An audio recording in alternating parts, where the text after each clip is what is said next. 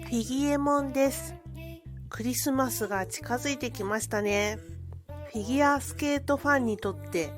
クリスマスは全日本フィギュアです。ということで今日は大会間近全日本フィギュア男子シングル結果予想と羽生結弦選手は全日本に出場するのかというテーマでお話していこうと思います。まず一番気になる羽生結弦選手は全日本に出場するのかっていうことについてお話していきますね。正直なところ全日本フィギュアに羽生選手がエントリーしたっていうニュースを聞くまでは全日本に出場しないのではないかと私は思ってました。羽生選手がグランプリシリーズ欠場理由にもあったように自分が試合に出場することで人の流れが多くなってしまうこと、そしてご自身喘息を患っているということなので羽生選手がウイルスにかかった時の後遺症をちょっと不安に思っているのかなというところがあったのでそれを優先させて全日本選手権出場しないのかななんて思ってました。ただ全日本は日本人選手にとってオリンピックシーズンである来シーズンのいろいろなところに影響してくる重要な大会であるのは間違いないですよね。おそらく NHK 杯に出場するのはその前年度の全日本で1位になった選手と暫定で決まってるでしょうね。そして来シーズンの強化選手を決めるのはこの全日本選手権の結果です。一番重要なのは今年の世界選手権が開催された場合、そこで北京オリンピックの出場枠が決まるということです。そしてストックホルムで開催予定の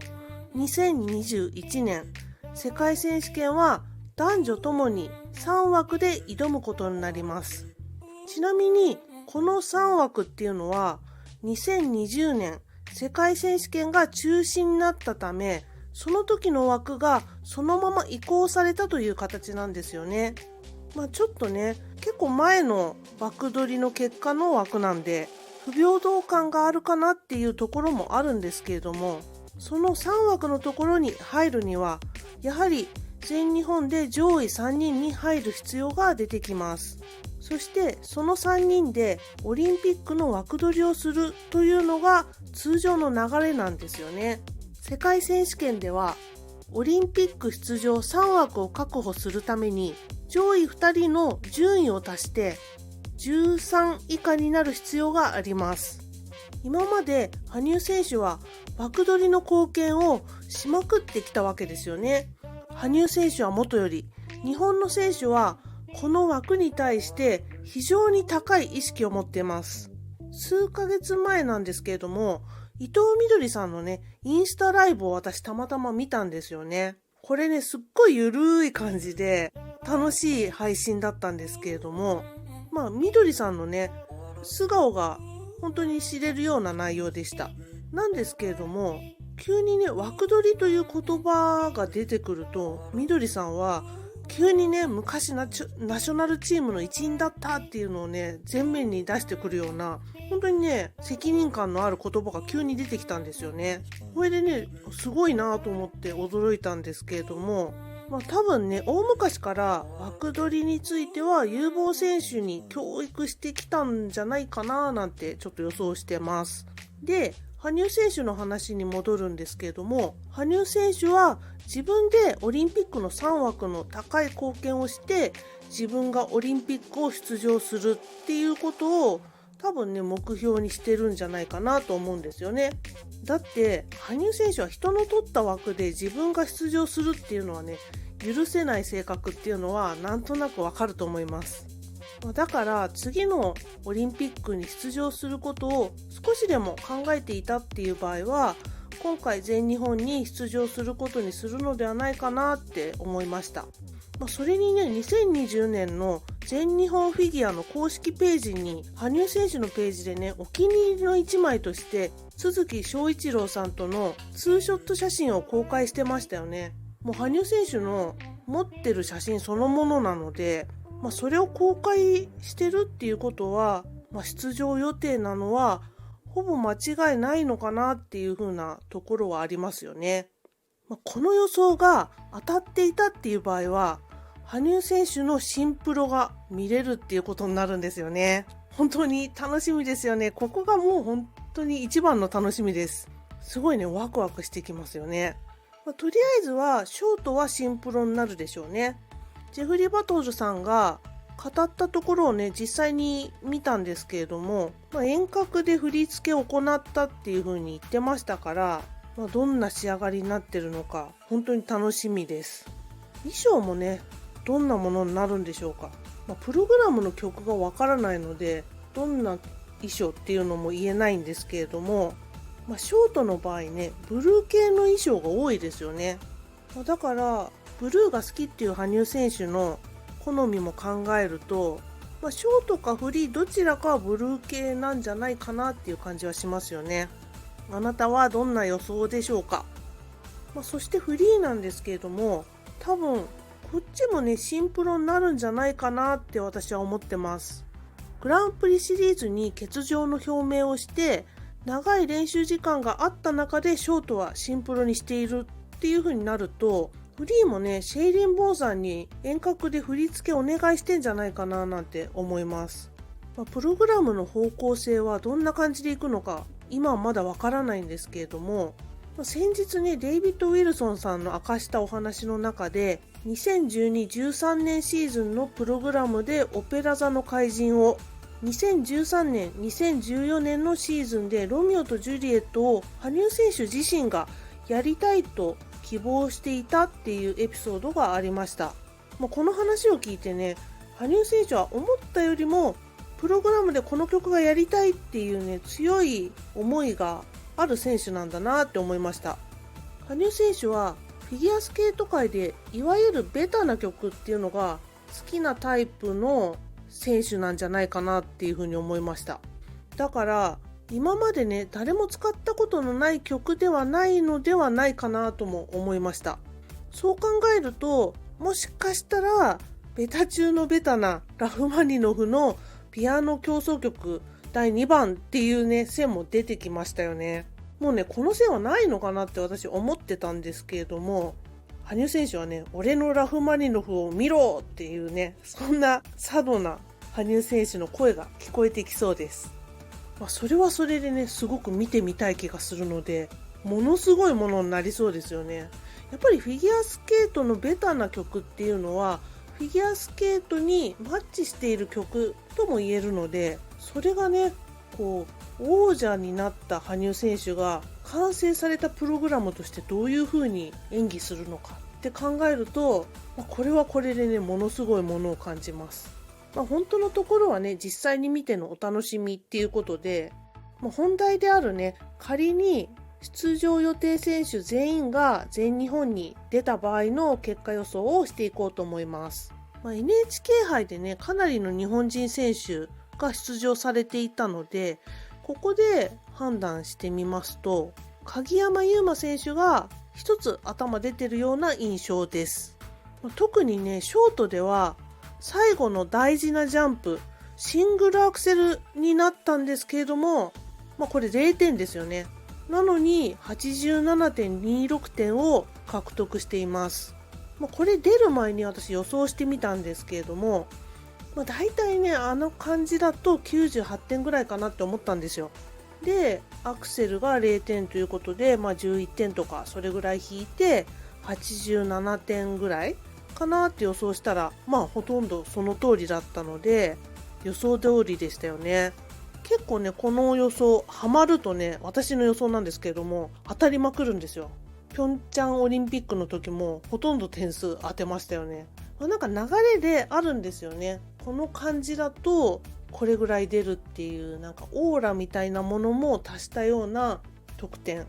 これね、考えると割と当たります。そして5コンポーネンツ、この得点もね、だいたい出来がいいとほとんど得点はこれぐらいっていうのがわかるんですよね。なので、その勢いから考えると鍵山優真選手は結構素晴らしいものがありました。この感じだったらもしかしたら100点台が見えてきたかなっていう感じですよね。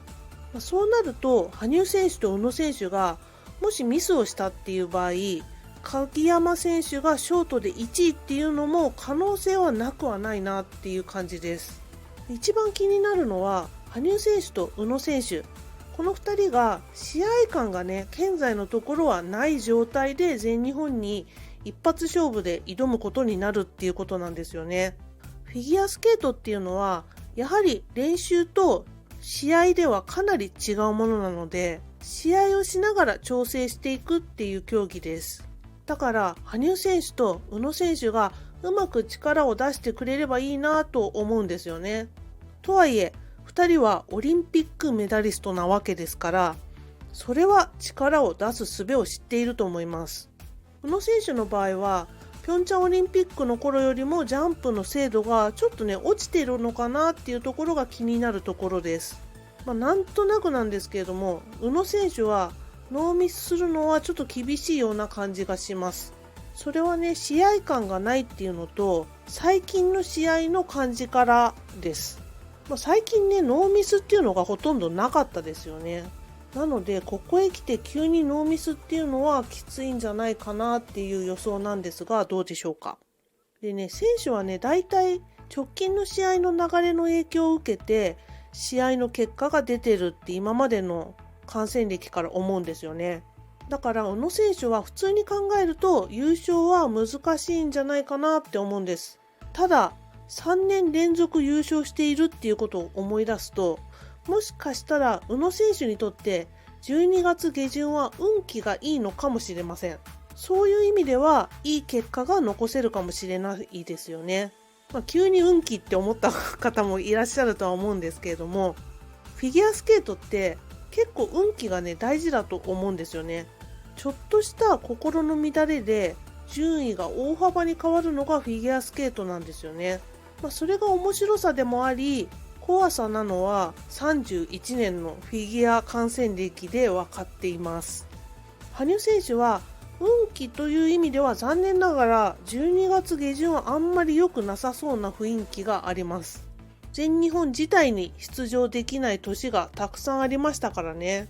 ただ今年は試合に出ていなくて怪我もしていない状態だと思いますので、力を出すために持てる力を全てかけてくるでしょうね。ファンとしては体を大事にしてほしいところではありますが、きっと羽生選手の性格上難しいのかもしれません。そうなると私の順位予想は1位羽生結弦、2位鍵山優真、3位宇野昌磨、こんな感じでしょうか。個人的にはね佐藤駿君もね上位に絡んでほしいなって思ってます。初めて佐藤駿君の4回転トーループを見たとき、フォームの美しさに本当にね感動しましたし、このジャンプだったら世界で上位を狙える高いポテンシャルを直感的にね感じました。ただ今年からシニアに上がるっていうのが、通常ではないこの状況の中でちょっと不利かなって思うところもあります。 NHK 杯の滑りと合わせて考えるとこの順位かなって思います。やはり直前の大会の出来から考えるっていうのが普通だと思いますからね。田中圭司選手はうまく4回転ジャンプが決まれば上位に食い込む可能性が高いとは思いますが、彼の場合もともとね骨格が男性的で、その骨格からジャンプがね太い軸になっていますよね。それに加えて男性的な骨格を取り扱うには26歳と体がちょっと重くなってきている頃なので、 NHK 杯の出来も考えると表彰台は難しそうだなっていう印象です。いつもね本当に残念に思ってるんですけれども、田中圭司選手のいい演技というものをほとんど見たことがないんですよね。デカの心がこもった、なおかつジャンプがはまった演技を見たいなといつも思っているんですが、全日本ではどうでしょうか。羽生選手は去年の全日本選手権で稀に見るあまり良くない出来だったと思います。でもそれは連戦で疲れが出ていただけだと思いますので、今回全日本選手権に出場した場合は疲れなどなくある程度万全な状態で出れるはずですので、優勝は固いと思いますよね。ということで、今日は全日本選手権の男子シングル結果予想をしてみました。これはね、本当に予想ですので、遊びぐらいの軽い気持ちで聞いていただければと思います。絶対こうなるべきっていうお話では全くありませんので、あなたの予想と違っていてもそれは当たり前の話ですからね。一意見として楽しく聞いていただけたら嬉しいです。ところで今日は羽生結弦展の初日ですが、私行ってきますよ。このチャンネルのシンボルのフィギエモンプーさんも一緒に連れてこうかななんて考えてます。そうなるとね、初のフィギエモンプーさんの初外出です。動画はね、ほとんど撮れないと思いますので、写真になるかもしれませんが、楽しみにしていただければと思います。ということで、次回以降、羽生結弦展のレポートをしようと思いますので、またね、動画を見ていただけたら嬉しいです。では、最後にプーさんジャージ脱ぎをして終わりにしようと思います。